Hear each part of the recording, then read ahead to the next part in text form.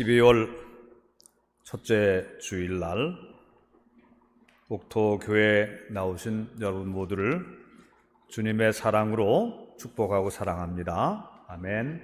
옆에 앞뒤에 있는 분들하고도 인사합시다. 사랑하고 축복합니다.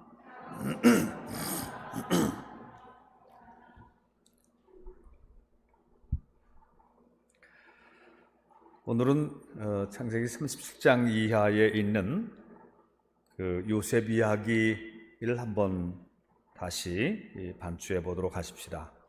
야곱의 특별한 사랑을 독차지했던 요셉이 이복 형들의 시기 질투를 받아서 애굽의 종으로 팔려간 그 이야기를 여러분들이 잘 아실 겁니다. 요셉이 애굽에 팔려가서 처음에는 바로의 시위대장 보디발의 집에서 종으로 일하게 되는데, 거기서 보디발의 아내의 유혹을 받았는데 그걸 거절한 대가로 억울하게 감옥에 갇히게 되지요. 또 감옥에서 고통과 슬픔의 세월을 보내면서도 하나님을 의지하고 경건한 삶을 살아갈 때에 하나님께서 요셉에게 지혜와 총명을 더해 주셨고 꿈을 해몽하는 신통한 능력도 내려주셨어요. 요셉이 감옥에서 일할 때에 바로의 측근 신하 두 사람이 어떤 사건에 연루돼서 요셉이 머무는 감옥에 여러 날 같이 있게 되었습니다. 그런데 이 술 맡은 관원과 떡 맡은 관원 두 사람이 어느 날 밤에 비슷한 꿈을 꾸었어요. 꿈 얘기를 했는데 요셉이 그 꿈을 해몽해 줍니다. 신통하게 그 꿈 해몽대로 술 맡은 관원은 3일 만에 혐의가 풀려서 복직되었고 다시 바로를 섬기는 그 궁전으로 들어갔던 것이죠. 떡 맡은 관원은 3일 만에 끌려나가서 처형을 당한 것입니다. 그 후로 3년이 지났어요. 이번에는 애굽의 왕인 바로가 밤에 이상한 꿈을 겹쳐서 꾸었습니다. 여러분들도 그런 꿈 꾼 적이 있어요? 꿈 꿨다가 일어났다가 또 다시 꿈을 꾸는 그런 겹쳐서 꾸는 꿈. 바로가 나일 강가에 서서 7마리의 살찐 암소들이 풀을 뜯고 있는 그런 모습을 보고 있었는데, 갑자기 강둑 저편에서 파리하게 야윈 암소 7마리가 나타나서 그 살찐 암소들을 잡아먹어버리는 이상한 꿈을 꾸고 일어났다가 다시 잠이 들었을 때에 이번에는 7개의 아주 나달이 굵고 실한 그런 이삭이 보였는데, 잠시 후에 가느다랗고 쭉정이만 달린 7 이삭들이 나타나서 그 실한 7 이삭을 삼켜버리는 그런 꿈을 꾼 것입니다. 바로는 아침에 일어나서 신하들에게 자기 꿈을 해몽해 줄 사람들을 불러오라고 명령을 했는데, 애굽의 모든 술사와 박사들이 아무도 그 꿈을 해몽해 주질 못하는 것입니다. 그때에 바로의 곁에서 술 따르는 신하가 3년 전에 자신이 잠시 감옥에 들어가 있을 때 히브리 사람 청년이 자기들의 꿈을 해몽해 주었는데, 신기하게 그 꿈 해석대로 자신은 풀려나고 떡 맡은 관원은 사형에 처해졌다는 그 이야기를 실토하면서 요셉을 천거하는 것입니다. 그리하여 요셉은 바로의 부름을 받고 옷을 깨끗이 받고 입고 옥에서 나와서 바로의 궁전으로 들어가게 되는 것이지요. 요셉은 바로의 꿈을 이렇게 해몽을 해 주는 것입니다. 천지를 주관하시는 하늘의 하나님께서 앞으로 애굽 전역에 7년간 대풍년이 들게 해 주실 것입니다. 그리고 그 후에는 대풍년의 좋은 시절을 완전히 잊어버릴 만큼 아주 혹독한 흉년이 7년 동안 계속될 것입니다. 7마리의 살찐 암소와 야윈 암소들, 7개의 풍성한 이삭들과 파리하고 뺏상 마른 이삭들은 모두 다 7년 대풍년과 7년 대흉년을 의미하는 것이고, 꿈을 겹쳐서 꾸신 것은 하나님께서 그 일을 곧 실시하실 것이라는 뜻입니다. 그러므로 또 바로께서는 앞으로 펼쳐질 7년 대풍년 기한의 양식을 잘 비축하셔서 그 다음에 다가올 7년간의 무서운 기근과 흉년을 대비하셔야 할 줄로 압니다. 그랬어요. 요셉의 꿈 해몽을 듣고 답답하던 마음이 시원해진 바로는 하늘의 하나님의 지혜로 이 대풍년과 대흉년을 또 대비할 대책까지 제시해준 이 지혜로운 요셉을 총리로 기용하기로 결심합니다. 그래야 요셉은 애굽의 총리가 되어서 7년 대풍년을 관리하고 그 후에 닥칠 7년 대흉년기를 대비하도록 전권을 위임받게 되는 것이죠. 이 놀라운 그 스토리는 말이죠, 이거는 허구가 아니고 이건 지어낸 얘기도 아닙니다. 이건 실제로 이스라엘 역사의 뿌리와 그 근원에 직접 연결되는 이야기예요. 팩트와 그 역사에 기록이 되어 있는 그런 얘기입니다. 한 나라의 이 정치와 경제가 풍요롭고 순탄할 때에 그때 절제하도록 하고 전략하도록 하며 그 후에 닥쳐올 아주 힘든 미래를 대비해 나가도록 하는 정책은 아주 특별하고 탁월한 지혜를 가진 지도자만이 세울 수가 있는 것이죠. 요셉은 요새 말로 하면은 인류대학 경제학과를 나온 사람이 아니잖아요. 정치, 경제, 사회 분야에서 전문적인 지식이나 박사학위를 가진 사람도 아닙니다.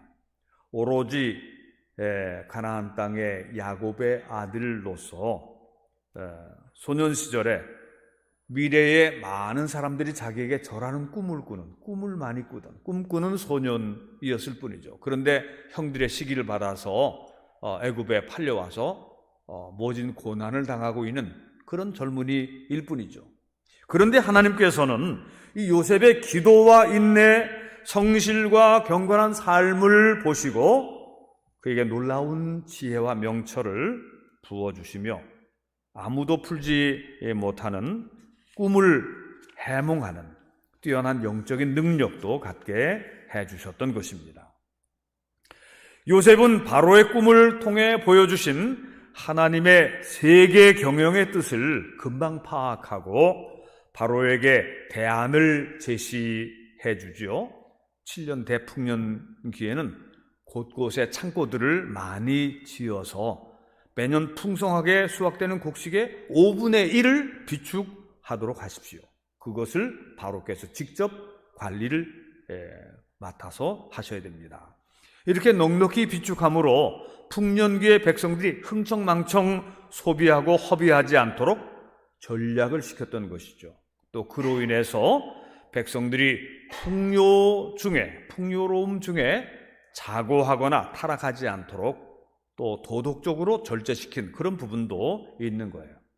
너무 많고 풍부하고 그 먹을 걸 쌓아두면은 스스로 자만해지고 교만해지고 놀러 다닐 생각이나 하고 하나님께 기도하는 시간은 줄어들고 그렇게 되는 거예요. 근데 그런 것을 막아주고 있는 것입니다.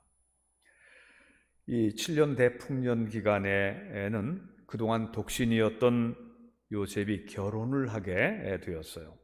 총리의 결혼이니 그날은 애굽의 국가적인 혼사날이기도 했던 것입니다. 요셉이 처음 애굽의 12대장 보디발의 집에 종으로 들어와서 여러 해를 섬겼을 때에 이 잘생긴 히브리 청년 요셉을 보디발의 아내가 집요하게 유혹을 했다고 했죠.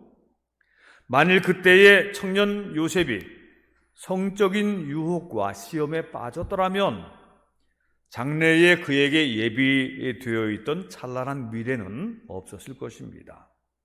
우리 믿음의 조상 요셉은 물질의 시험을 이겨냈지요. 그가 모든 그 보디발의 집에서 모든 것을 다 관리할 때에 물질을 깨끗하게 관리를 했던 것입니다.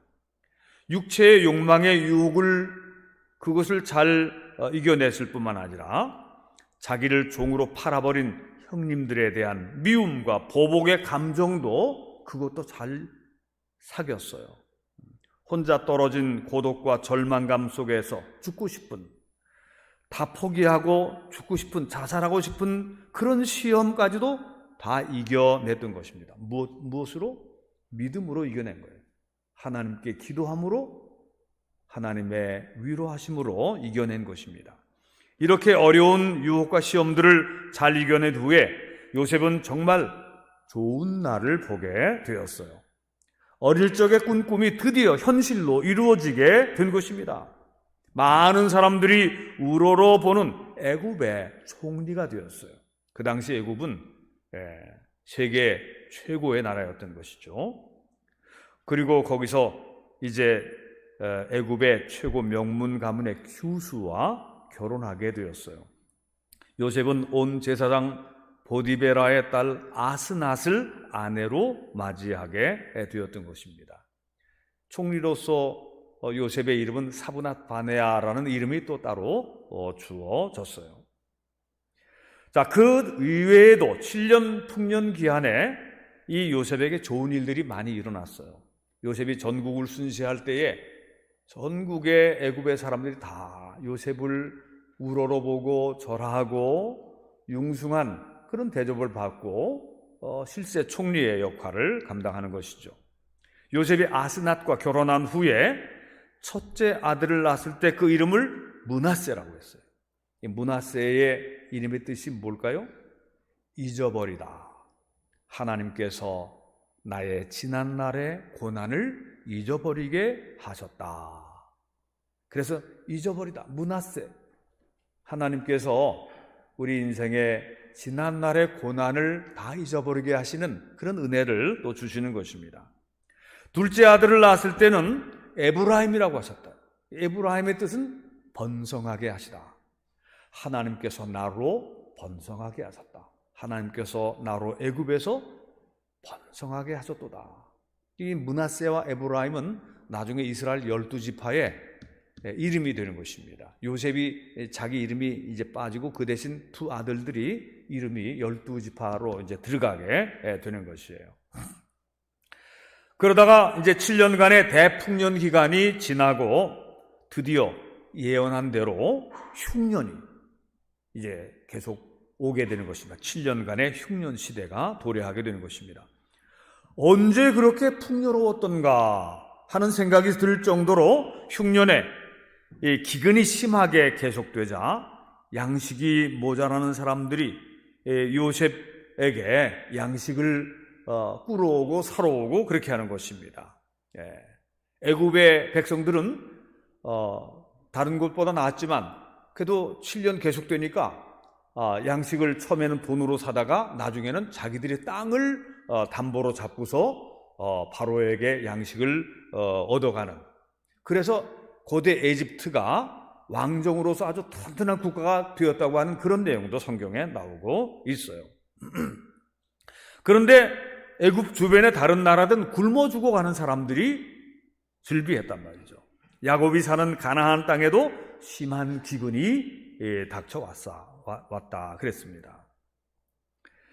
네, 요즘 실상을 보니까 우리나라에도 7년 풍년의 시기가 지나가고 이제 흉년의 기간이 온 것 같아요. 요 몇 년 고난의 기간, 코로나 사태 끝 무렵에 또 러시아가 우크라이나를 침략해서 전쟁이 벌어졌고, 또 중국이 국제관계에서 많은 문제들을 일으키면서 미국을 위시한 서방의 자유민주주의 국가들이 중국을 강하게 견제하기 시작했어요.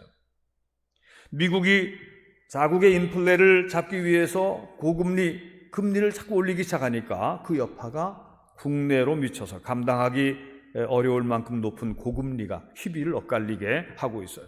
중국이 지나친 제로 코로나 방역 정책으로 곳곳에 반정부 시위들이 일어나고 요즘 이제 좀 완화한다고 그러는데, 그래서 중국이 불안하니까 중국에서 기본 물자들이 생산되는 것들이 잘 안 되고 수출이 잘 안 되니까 거기에 또 세계 경제가 어려움을 겪게 돼서 이제는 제 7년 대풍년 시기가 끝나고 7년 대흉년의 시기가 지금 전 세계, 우리가 살고 있는 세계에도 접어든 것 같습니다. 그런데 7년 대흉년의 시기가 전부 나쁜 것만은 아니에요. 보면 우리가 성경의 요셉 스토리를 오늘 우리가 음미하고 있는데 7년간 지속되는 대흉년 기간에 이 놀라운 구원과 인생의 반전의 역사가 이루어지는 것을 볼 수 있기 때문입니다. 한번 따라해 보십시오. 인생의 반전의 역사. 풍요로운 시기에 좋은 일이 많지만 결혼도 하고 애도 낳고 또 풍요롭게 즐기는데 흉년의 시기에도 또 은혜로운 일들이 일어나 인생 반전의 역사들이 일어난다. 먼저 가나안 땅에 거주하는 요셉의 아버지 야곱과 그 요셉의 형들 그들의 가족 간에는 보니까 세월이 지나오는 동안 나빠지기만 한 게 아니고 아버지에 대한 효심이 깊어졌어요. 보니까 효자들이 됐어요. 서로 아껴주는 형제 우애가 각별해진 것을 볼 수 있습니다. 아버지를 속이고 동생을 팔아버린 아주 모진 나쁜 그 형들이었는데 그게 변해 있어요. 보니까 야곱의 아들들이 곡식을 구하러 애굽까지 내려왔을 때에 총리 요셉은 세월이 지났어도 자기를 판 매정한 형님들의 얼굴을 금방 알았어요. 형님들 이름과 순서까지 다 알고 있었어요. 근데 형들은 21년 만에 애굽의 최고 권력자가 되어서 자기들 앞에 서 있는 총리 요셉에게 머리를 조아리면서도 자기 동생인 줄 조금도 알아보지 못하고 있는 것이죠. 요셉은 형들이 아직도 서로 시기하며 싸우는지 자기 친동생 야곱의 아내 라헬이 낳은 야곱과 요셉과 베냐민이거든요. 막내 베냐민에 대해서 어떻게 하는지를 좀 시험해 보고 싶었던 거예요. 요셉은 형들에게 당신들은 우리를 정탐하러 온 사람들이지 이렇게 위협을 주면서 넌지시 가족 사항을 물어보고 늙은 아버지가 살아계신 것도 확인하고 다음에 곡식 사러 올 때는 너희들이 말한 그 막내 동생을 데려와야 된다.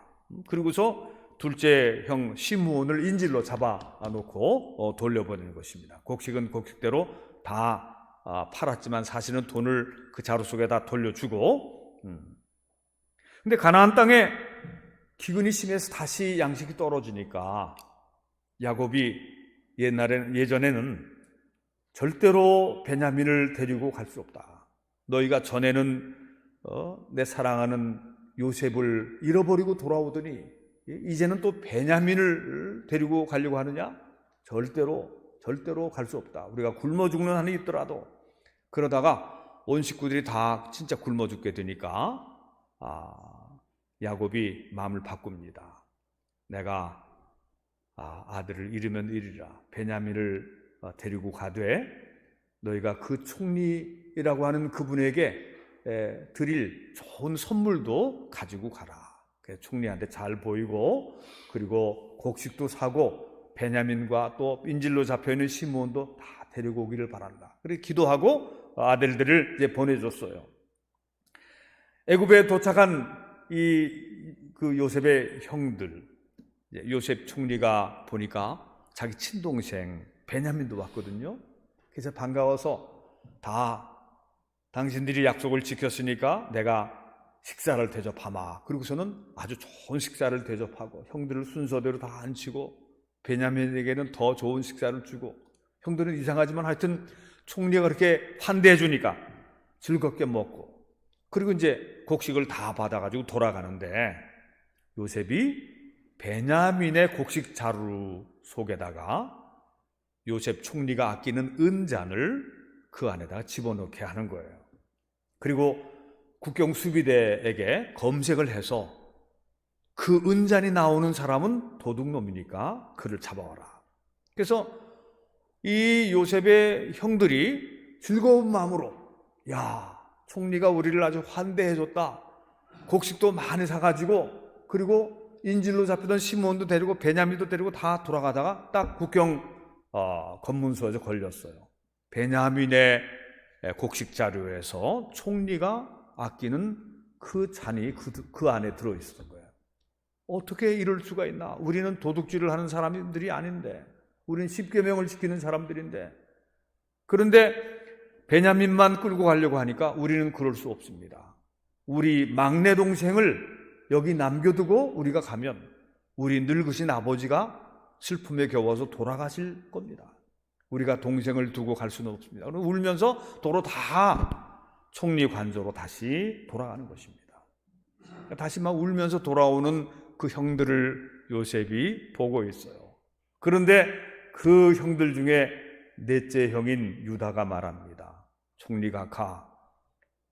제가 고향에서 올 때에 아버지에게 약속했습니다. 우리 동생을 못 데려오면 제가 대신 인질이 되겠습니다. 제가 대신 생명을 담보하고라도 제 동생을 돌아오게 하겠습니다. 제가 그렇게 약속했습니다. 저를 종으로 삼아주시고 제 막내 동생을 형제들과 함께 아버지에게로 돌아가게 해주십시오. 간곡하게 부탁을 하는 이런 모습을 보면서 요셉이 그 정을 더 이상 억제할 수가 없어서 자기를 섬기는 그 애굽 신하들을 다 내보낸 다음에 자기 형들한테 자기를 드러내요. 형님들, 내가 형님들이 애굽에 판 요셉입니다. 엉엉 울었어요.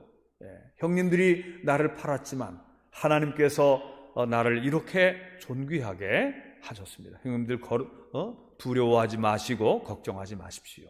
내가 형님들과 형님들의 가족들까지 다 돌볼 겁니다. 가서 아버님에게 이 소식을 전하시고 앞으로도 기근이 5년이나 남았으니 어떻게 살겠습니까? 애굽으로 다 오십시오. 내가 아버님과 여러분들의 가족들이 다 함께 살 수 있도록 거처와 모든 것을 다 예비하겠습니다. 그렇게 해서 이 요셉의 그 형들과 그 아버지가 요셉이 예비해둔 그 마차와 또 식량들과 모든 좋은 선물들을 가지고 가서 야곱을 모시고 가족들이 70명이 이제 애굽으로 들어오게 되는 것입니다. 이런 것이 창세기에 나오는, 그리고 나중에 이제 출애굽기로 연결되는 그런 연결이 되는 거예요. 출애굽은 바로 이때부터 사실 준비가 된 것이죠. 사랑하는 성도 여러분들이요, 지금 우리는 야곱과 그의 아들들이 겪었던 것 같은 7년, 흉년 초반기에 들어선 환경에서 살고 있지 않나, 이런 생각이 들어요. 모든 것이 풍성하던 때가 바로 어제였는데 지금은 심각한 불황과 흉년과 기근이 눈앞에 다가와 있는 것입니다. 그러나 기근의 때, 흉년의 때가 다 나쁜 것만은 아니에요. 성경을 보니까 풍년의 때는 풍년의 때대로 하나님께서 또 복을 주셨고 즐거운 날들을 주셨고 좋은 날들을 주셨어요. 그런데 흉년의 기간은 그 흉년의 시기대로 하나님의 자녀들에게는 하나님이 챙겨주시는 일들이 있는 것입니다. 하나님은 요셉을 통해서 굶어 죽을 뻔했던 세상을 구원하셨어요. 한 신실한, 지혜로운, 경건한 하나님의 사람을 통해서 축복이 온 세상에 전파되고 있어요. 가나안에 살던 야곱의 가족들은 그들을 애굽으로 이주시키면서 앞으로 여러 세대 후에 일어날 위대한 출애굽의 역사가 거기서 준비되고 있는 것입니다. 야곱의 70명의 가족들은 처음에 가서 번성해요. 번성하고 축복을 받았는데 나중에 요셉을 모르는 바로가 나타나서 경계하게 되고 핍박하게 되죠. 그리고 나서 모세가 태어나고 출애굽의 역사가 또 일어나게 되는 것이죠. 사랑하는 성도 여러분들이요, 오늘 우리가 경험하고 있는 세계 속의 한국의 현대사는 가난을 면하고 경제 부흥을 일으켰지요. 7년 풍년 기간 동안을 그런데 너무 흥청망청 보내지 않았나. 우리 현대사 속에 우리나라 대통령들이 행복하게 끝낸 사람들이 거의 없는 것 같아요. 그래도요, 대단한 지도자들도 있었어요. 그런데 하여튼 이 풍년 기간에 이 요셉처럼 이렇게 하진 못했던 것 같아요. 그래서 너무 흥청망청하고 그런 가운데 국민들은 오만해지고 하나님의 은혜를 멀리 떠나고 우상과 귀신들을 숭배하면서 문화와 세태는 음란하고 폐괴하게 타락해 가고 있었다. 그런 풍요의 시기가 끝나고 이제는 7년 기근의 시대로 접어들지 않았나. 물가도 비싸지고 경제도 쪼여지는 이 불경기를 체험하게 되었지만, 그러나 이제 이런 때에도 하나님의 자녀들은 하나님의 특별한 보호와 인도하심 속에 거하는 것, 이것을 믿으시기를 바랍니다. 불경기와 흉년 기근의 때에 의외로 예상치 못했던 하나님께서 이루시는 놀라운 극적인 반전이 있다. 한번 따라해 보십시다. 극적인 반전. 예, 그 극적인 반전이 흉년기에 있는 겁니다. 예, 그런 게 여러분에게도 있기를 축원합니다. 예, 흉년기가 다 어려운 건 아니에요. 예, 그때에 하나님을 믿고 하나님께 기도하고 경건하고 낙심치 않고 진실하고 기도하며 살아가는 사람들에게 하나님께서 챙겨주시고 어떤 놀라운 반전이 있게 해주신다. 비록 쪼달리지만 하나님을 사랑하고 부모를 공경하고 형제를 우애하며 살아갈 때에 하나님께서 야곱의 집안을 온전히 돌보시며 놀라운 은혜를 입게 하신 것을 볼 수가 있는 것입니다. 이런 고난의 시기에 사랑하는 여러분들도 더욱 하나님을 우러러 바라보시기를 바랍니다. 고난의 시기에는 하나님을 더 우러러 보고 기도해야 되는 것이에요. 하나님께 더 가까이 나와서 기도하시기를 바랍니다. 그동안에 새벽 기도 나오다가 중단한 사람들 많잖아요. 옛날엔 기도 많이 했는데 기도 시간이 훨씬 줄은 사람들 여러분 중에 있어요. 훨씬 기도 시간이 줄었어요. 이제 가난의 시간, 고난의 시간, 7년 대흉년기에는 더 기도해야 되는 때예요.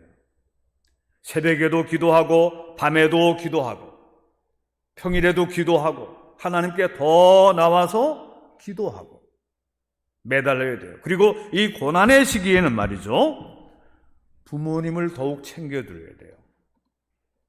연로한 어른들에 대해서 감사와 효심을 보여드릴 때인 것입니다. 여러분들에게 연로한 부모님이 살아계시면 더욱 효도할 때가 이 고난의 시기인 것이에요. 그리고 기근과 불황의 시기에는 형제들을 더욱 챙기고 서로 돌보아주는 그런 시대인 것입니다. 결혼해서 서로 이제 형제들이 다 분가해서 멀리 산다 하더라도 어려운 시기에는 전화도 하고 카톡도 하고 또 무슨 기념일 같은 것도 챙겨주고 서로 위로해주고 격려해주고, 그런 형제 우애라고 하는 것은 참 좋은 것이에요. 그렇게 하는 가운데 세상을 경영하는 주 하나님께서 이런 일들을 쭉 보시고 예비하신 아름다운 것을 상으로 주시는 그런 역사가 옛날에도 있었지만 오늘 여러분에게도 있기를 축원합니다. 사랑하는 성도 여러분들이요, 지금 닥쳐온 어려운 불경기와 기근의 시기에 옛날 요셉 총리를 통해 역사하신 것처럼 믿음의 사람 야곱의 집안 사람들이 경험한 것 같이 오늘도 하나님이 예비해 두신 놀라운 반전과 인생의 역전이 여러분에게 일어나고 또 체험되기를 주님의 이름으로 축원합니다. 기도합시다.